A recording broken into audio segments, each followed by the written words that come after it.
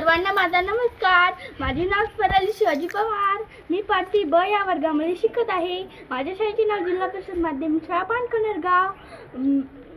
आमच्या शाळेत ग्रंथालय राबवण्यात आलेले आहे. मी त्या ग्रंथालयामधून पुस्तक घेतलेलं आहे. या पुस्तकाचे नाव आहे टिमटिमणारे तारे.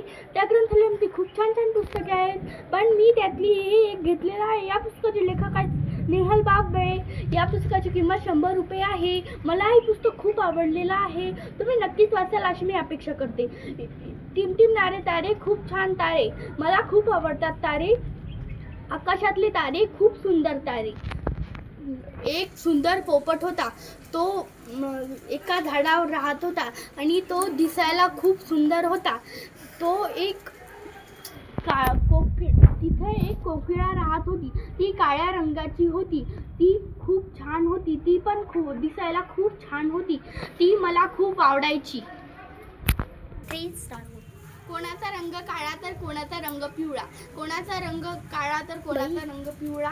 मला खूप आवडतात ते रंग. म्हणून ते पोपटी हे खूप छान होता. म्हणून तो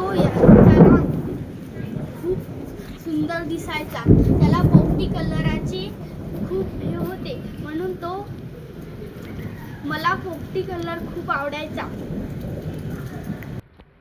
चला तर दुसरी गोष्ट बघूया. एक चिंटू नावाचा पोरगा होता. तो खूप हुशार होता आणि दिसायला खूप सुंदर होता. ती एक शाळेत खूप हुशार होता. त्याला एक पोपटाचे पक्षी दिसाले.